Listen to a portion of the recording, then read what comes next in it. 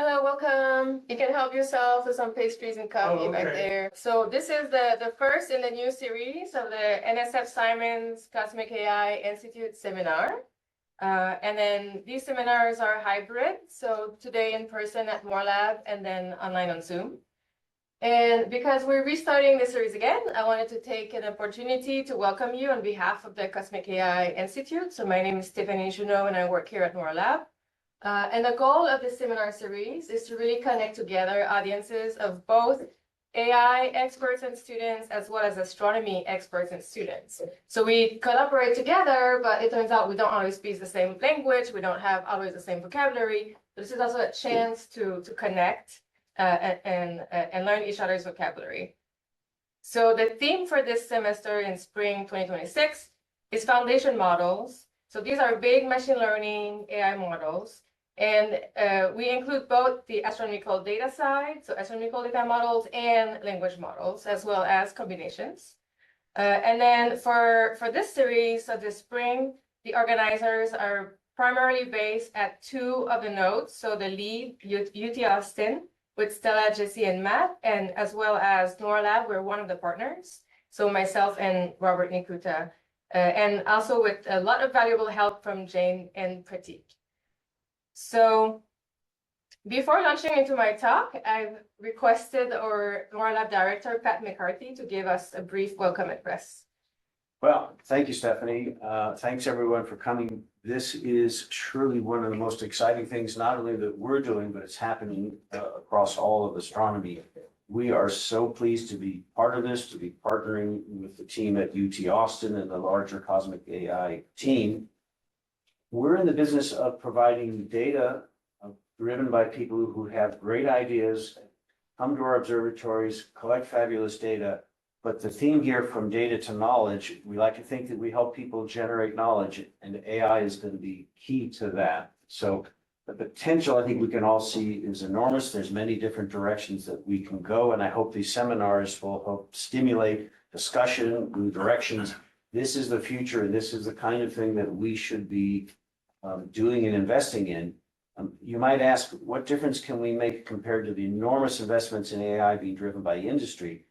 We're the only groups that are thinking about AI for astronomy. And so this is an enormous potential. I think we need to be committed to the long term, not just to the period over which we have the funds now. But I see this as a key part of our future. We want to be sustained members of this. And these seminars can help us generate ideas, communicate, and see future plans. So thank you all for instigating this. I look forward to engaging, and we are here to help. If you need things, don't be shy. Great, thank you so much. All right, so let's get started. Okay, so please sign in. You can use the QR code here with your phone, and this allows us to keep track of who's attending our seminars. So we very much appreciate your participation in this. And I think the link is also posted in the Zoom chat a couple of times. So I have the honor today of both being one of the organizers and one of the speakers. So I will transition back to my talk. And I guess I'll see. Okay, so what I've prepared is a presentation to discuss kind of a bit of a big picture, as well as some examples and highlights of how do we go from gathering astronomical data to extracting knowledge. And I want to share in particular, which I think are a few very interesting and some of which being unexpected insights that we've obtained from applying machine learning techniques to the astronomical data. So specifically for this talk, these are some questions I was thinking about that may be talking again to two audiences people might have. So for example, for AI experts or students, you might be wondering, okay, what really are astronomical data? How do researchers use them? And how can AI facilitate or accelerate astronomy? And on the other side, for people who come from more the astronomy domain, so astronomy experts and students, you might wonder, okay, what astronomical data sets are there that I would like to use as an astronomer? And what infrastructure would I need to do my research to support it and maybe also accelerate it? So I'm going to start with a very kind of broad brush view picture of what is astronomy research and how is it different from other sciences. So in our case, we don't so much normally work in a lab because the entire universe is our experiment. So we try to study this thing that we live in, and it's large, but we want to understand, as a whole, the age, expansion, how it behaves, and this is cosmology. But we also want to study all the astronomical objects or phenomena that are within the universe. And then this is more what we tend to describe as astrophysics or astronomy. And how do we do this? So as I mentioned, we tend not necessarily go in a lab, so rather we build instrument and telescope to gather signals coming from space, so coming from the universe. So we have, for the longest time, mostly we were studying light or electromagnetic signals, but covering the full range of wavelengths. So very short wavelengths like gamma rays and X-rays, all the way to very long wavelengths like microwave and radio wavelengths. In addition to that, more recently, we now started doing what we call multi-messenger astronomy. So in addition to electromagnetic messengers, we now can detect gravitational waves. So those are ripples in the fabric of space-time, and they can also emit at different frequencies depending on what is causing the gravitational waves. Okay, so now how do we measure, what are we looking at? And again, this is starting at a basic level to get everybody on the same page, especially maybe some of us who don't have astronomy background. So when we take data, so we either take, for example, images, kind of like digital pictures, or we take spectra. So what can we measure? So the basic thing is if we take an image of the sky and we see a lot of stars or objects and galaxies, we can measure their position. So we measure very precisely their coordinates. This allows us to track their movement. So this is what we call astrometry. We can also measure how bright things are. So in addition to measuring their position, we can measure and add up the light. And then this is photometry, and we can do this in different filters, which also can tell us about the colors of objects. But this is what we mean when astronomers say photometry. And then we can also measure, study the morphology, which means the shape of objects. And this can be done either visually, so basically classifying and coming up with the categories. And a very good example is called Galaxy Zoo. So galaxies come in a zoo of shapes and sizes. But there's also ways to make measurements and quantify the shape and size and extent of objects. And then the next thing that we can use is a technique called spectroscopy. So in this case, this is like dispersing the light as a function of wavelength. So the same phenomenon, of course, as when the sun light is dispersed into a rainbow by the little droplets. But what does this allow us to learn about astronomical objects?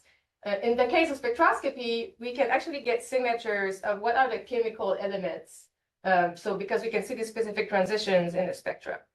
But we can also learn more than just what they're made out of. We can also learn about the motion and the kinematics. So if objects are moving or rotating, or, there's going to be a signature in a spectrum that we can measure as well.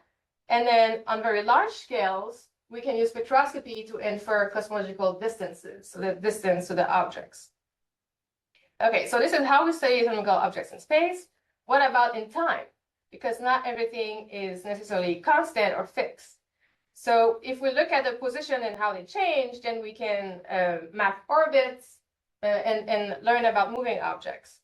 But also some things change in time because of brightness change. So this can be because some objects are variable, like stars might fluctuate brighter and fainter, or they could be some transient short-lived phenomena. For example, that picture here, this is actually real data of a supernova.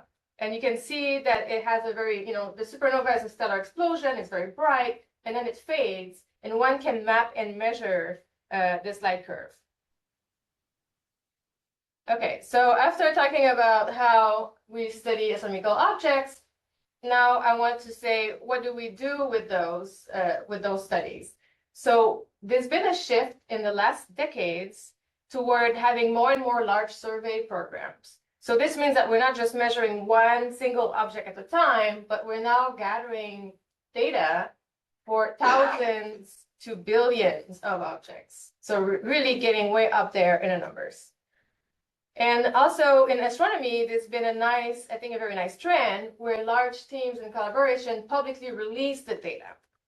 And the data are available either directly from the survey teams or via astronomical archives. And in this case, in the archives, this really span a broad range. So we have ground-based data, so telescopes on the ground, space-based, so telescopes in orbit, and also the whole range of wavelength that I discussed before.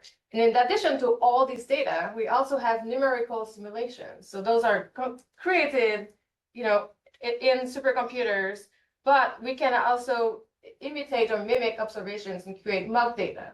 So there's a lot of data to work with. And truly now, we are in this data-rich era and a lot of publicly large astronomical survey, which is also a great opportunity for machine learning and AI applications. So with this slide, I want to show you a glimpse of some of the data holdings that we have here at the NOIRLab Astro Data Lab. So what this slide shows, and there's a name about each is a survey here, but I'm not expecting you to learn and see and read all those names. But what I want to showcase is the breadth of the different kinds and the numbers of surveys. So each ellipse is a full sky map, and then there's a couple of different coordinate projections here. But this is a log scale of the number of objects. So where there's a lot of red, so these maps have billions of objects each.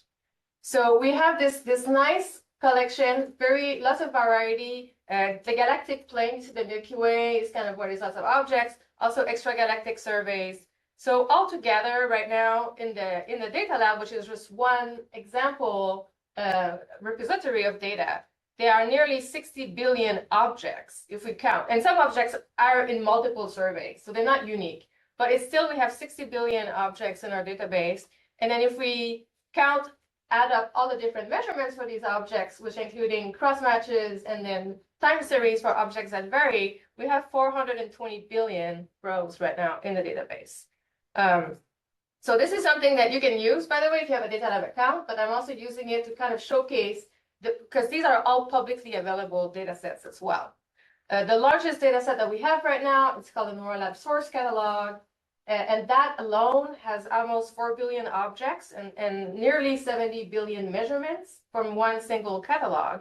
And this catalog was built by going back to the archive and taking all the available images from our wide field cameras and then reprocessing to get as uniform as possible data processing and data set. So this is a huge resource. And it's a good practice before we get the big LSST data, which I'll talk about briefly here. Because I already mentioned, we have a lot of data, but the data volume keeps increasing. So in a sense, we're also just getting started, even though we already have a lot. So the Rubin Observatory is just about to get started with legacy survey of space and time. And we're projecting to get 20 terabytes of data per night of new data. As well as 10 million alerts. So the alerts is when anything changes, whether it's like fluctuation or brightness or transients, and it sends an alert. And then as a result, we'll have 15 petabyte database, which is huge when we consider that these are just numbers, they're tables and not images. Okay. All right, so the data volume keeps increasing. And then for the case of Rubin, this is thanks to having built the largest camera ever built.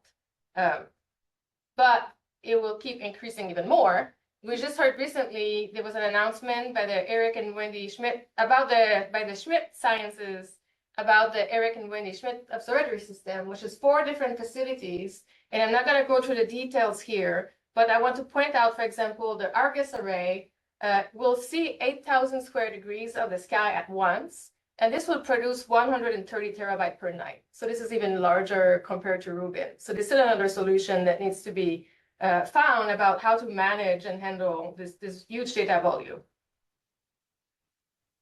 Okay, but what we really want to do is not just accumulate the data, we want to use the data and extract knowledge. So how do we turn these large data sets into science?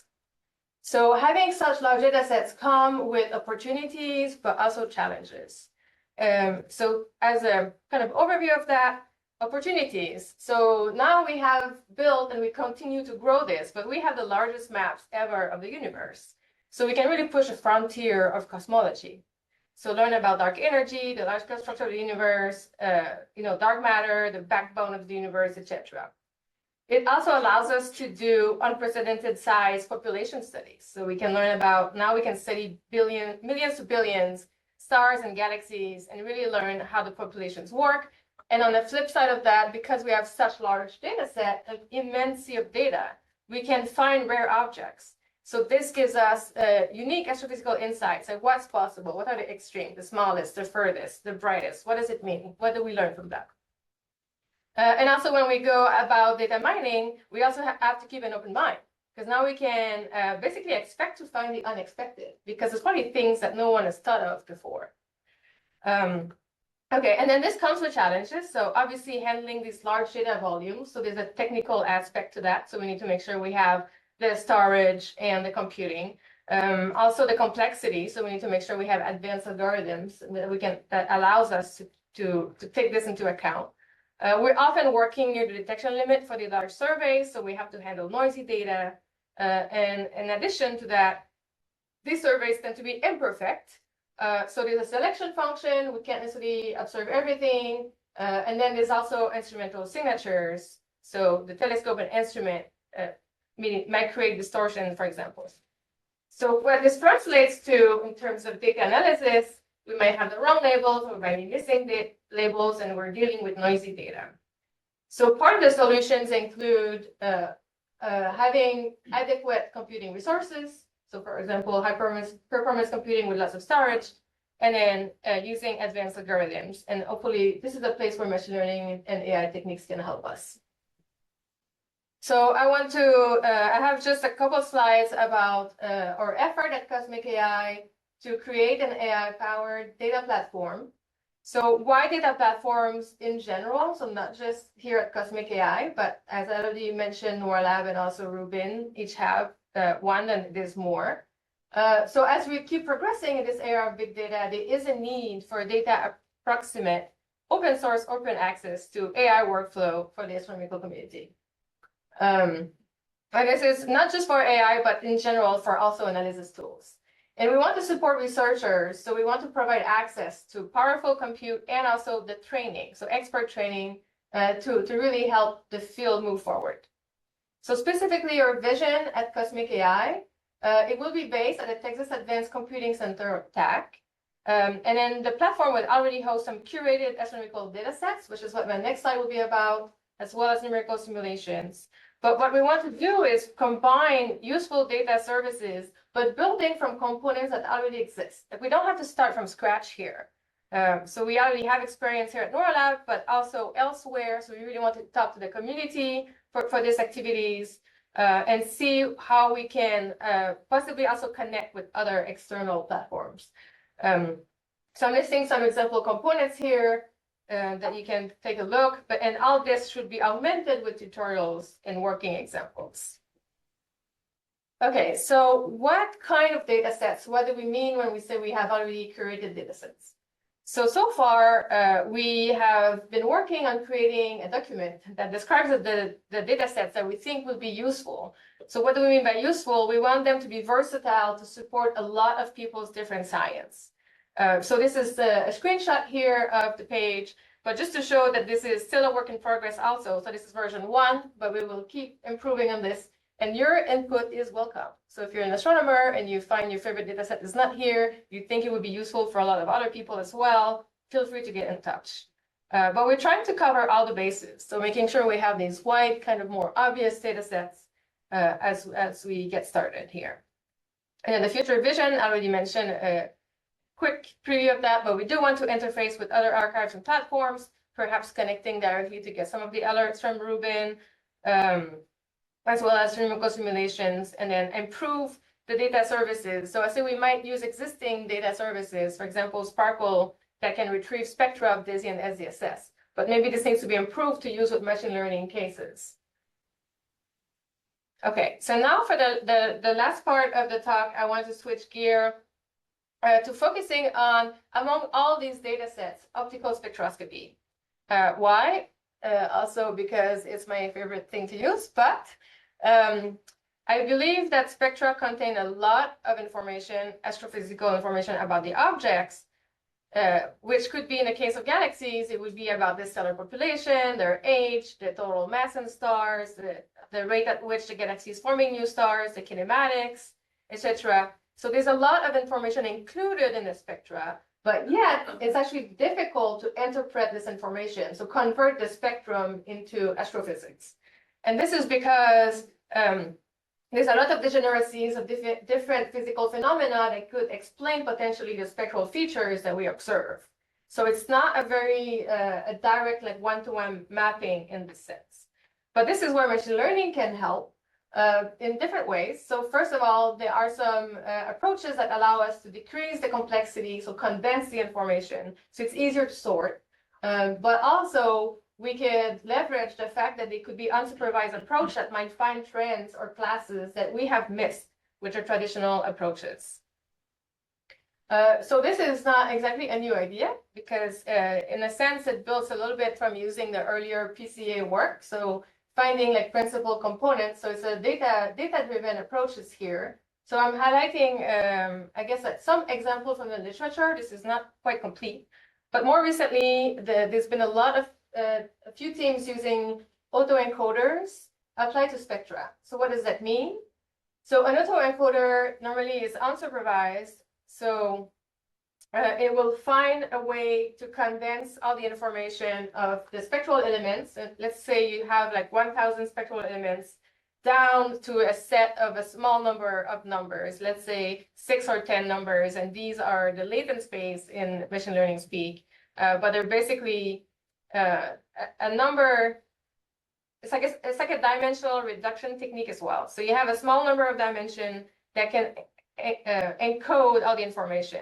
And these autoencoders normally come also with a decoder part. So one can go to perform the reverse operation and then decode a full spectrum, except without the noise and without any gaps or missing data. So there's a lot of potential applications here.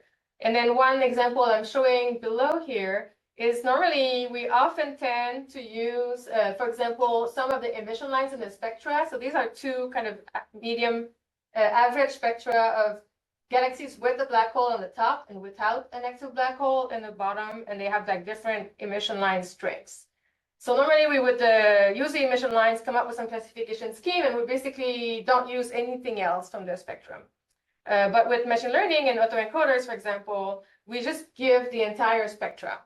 And then we can ask a question. Can we learn something more doing this? Okay, so for optical spectroscopy, I wanted to briefly showcase two examples. So one is SDSS. So this is a survey that started in 2000, I guess, so 25 years ago now. And then through 4 phases, I've gathered nearly 6 million spectra of stars, galaxies, and quasars. So that was basically one of the original kind of large spectroscopic surveys. So what we want to do, I'm going to show a couple of student projects. One is to say, okay, can we find astrophysical trends based on a full spectra using an autoencoder? So for some prototype work, we started with about 200,000 SDSS spectra of galaxies. So these have 1,000 elements. This is how we bin them at first. And then we go to 10-dimensional space with autoencoder. And then we further project down to 2D with UMAP. So UMAP, I will show you the maps soon. The coordinates, the axes, don't mean anything. There's not really a physical meaning. What it does, it preserves the underlying structure of the data set. So things that are similar might be closer, things that are more different may be more apart, but whether there are some clusters of things or structure like underlying in the full 10D, this structure is somewhat preserved for us to have a visual look in 2D. That's the basic idea. And then we don't use any labels in this work, but we do classify after the fact based on traditional diagnostics. So whether galaxies are star forming, whether they have a black hole, or whether they're no longer forming stars and they don't have a black hole, so they're passive. So this is what it looks like. So I was very surprised and pleased when I first saw this result. So I thought, okay, great. So star-forming galaxies tend to be together in blue here, and then there's like these groups of red, so passive galaxies, and then galaxies with an active black hole, like quasars, are a bit set apart. So that's not surprising. Quasars have very distinct spectra. Some surprising things. Why are there two groups of passive galaxies and not just one? You know, like why did the model do this? So I'm not sure. But also, are these real trends? Because we expect that galaxies go from star forming to passive, because eventually they stop forming stars. They run out of gas, something happens. So we know that galaxies go from star forming to passive, but we don't know how exactly the transition takes place. So this was a very interesting and kind of thought-provoking early work. And then it begged the question, okay, are these two different modes of galaxy quenching the galaxy become passive? So I'm going to show you briefly a follow-up work, which is still ongoing, led by Isabella Olin, which is to revisit the same map. So we're not running a new model here, but let's study it. Let's apply diagnostics that we understand to get some astrophysical insight. So if galaxies are becoming from star forming to passive, we expect that the stellar population as a whole would be older and older and older. So that would translate by a stronger 4,000 angstrom break, which is something we can measure in the spectra. And it would also translate into redder colors. So the whole stellar population is aging and older stars are more red compared to young blue stars. Okay, let's test the first hypothesis. Do we see a stronger 4,000 angstrom break? Yes. So we go from blue to red, and the points are color-coded here by the strength of the 4,000 angstrom break. And we also see some nice gradients. So this indicates some kind of evolutionary path. Okay, do we also see red colors? The answer is yes, but also with a twist. So the two blobs on the right side are redder compared to bluer colors on the left here. But then there's this region of very red outliers. So basically redder than red here. So what's going on? So we looked at some images for some more clues. And it turns out that the outlier galaxies, compared to a control sample of similar mass and similar 4,000 angstrom break, tend to be these edge-on disk. So what's going on here, it means that they have a very strong dust lane. So they're super red because of dust. They're not red just because of old stars. And we have confirmed this trend by using ZooBot, which was trained on Galaxy Zoo testification. And you can see here, this is the ZooBot classification. Red means edge on disk, and blue is not. So I'm going to have to unfortunately skip because I see that we're at the time. But I'm just going to mention that with DESI, which now is going to obtain 63 million galaxies and quasars, and with the first data release, we already have the largest optical spectroscopy sample ever. So over 20 million spectra. So I think I'm going to, unfortunately, have to go to the end here. But we're doing a couple of cool projects. And this is one which maybe I can just say briefly. You're going to hear the next talk by François Lanus about polymetric AI's work, building a big foundation model, which allows to build then smaller models to train specific tasks. And Andy Morgan here at NOIRLab has trained a model to figure out if we have, if SDSS and DESI have each a redshift for the same objects, but they disagree, it means one of them must be wrong. So which one is right, which one is wrong? So there's a model trained on the good quality redshift where they agree to then be able to guess a redshift and flag it if it's likely right or wrong. And this works pretty well. So for example, there's a known issue in the DESI redshift here, and the model says, well, SDSS has a more likely redshift in this case.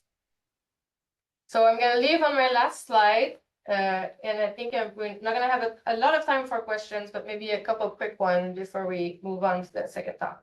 But thanks, everyone.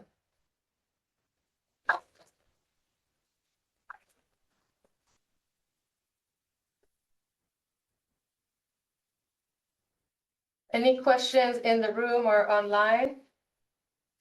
Ben.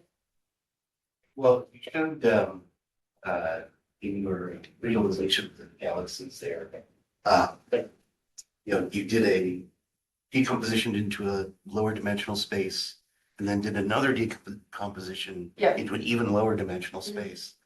How much information is lost, and why can't you project into three-dimensional space with, you know, colors to indicate fourth dimension, rather than forcing everything to be two dimensions?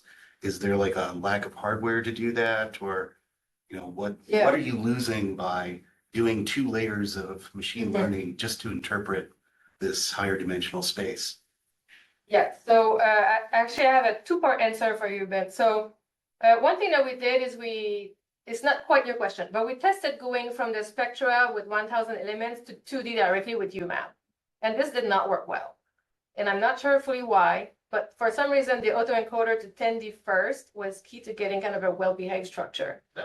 And then we also have a 3D version of the UMAP instead of 2D, and we tested this to see if it's still like how these two clumps relate. And 3D is very similar, but there's still these two populations with a gap on the one side, and then there's some poofiness, I guess, in the third dimension overall.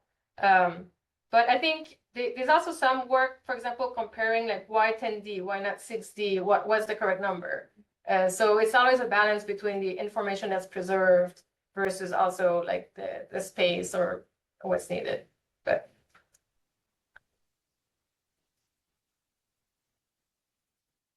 any other questions? I didn't see the chat if this has any. Well, I guess I had a related question. This, you know, we see the two lumps in all your projections, but is there a higher level dimension in which they are not separated, in which at least they are closer together? And is this just an artifact of the way we're looking at it?